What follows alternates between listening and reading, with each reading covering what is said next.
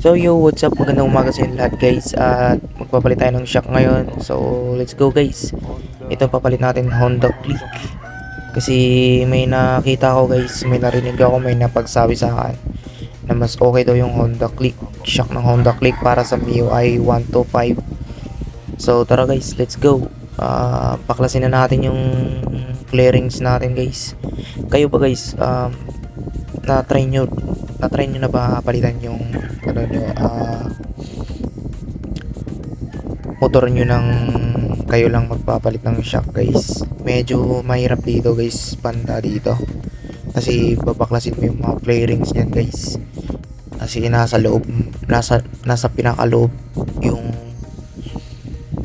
tanggalan ng shock nya guys. So medyo mahirap-hirap guys, pero okay lang, goods lang, kasi para naman yan sa motor natin, para naman sa ikakabuti ng motor natin, para sa shock guys. So ayun guys, tara let's go, fast forward tayo guys para mas mabilis. Panoorin nyo guys kung ganyan din ba kayo ganyan din ba kayo magpaklas ng shock nyo guys, magpalit ng shock, magpaklas ng clearance. Ako guys, pangalawa ko to guys. Yung una nahihirapan ako, pero ngayon pangalawa, nanood ako sa Facebook guys, sa YouTube, nanood ako sa YouTube kung paano palitan. Ayun, ganyan lang guys. So tara let's go.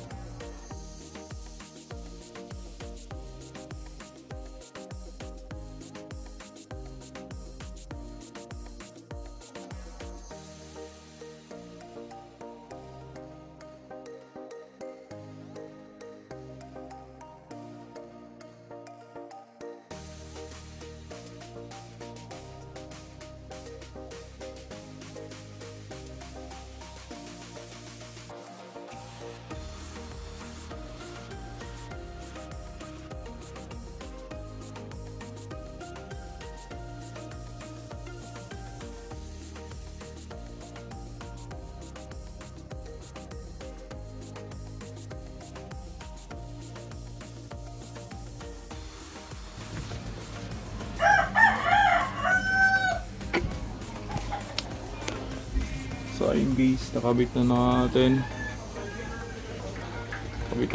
Guys. Ayan. So guys, update tayo. Tapos na. Nakabit na natin guys. Kaya, patulong ka muna. Sakto lang siya guys. Shock ng Honda Click. So ayun. Try na.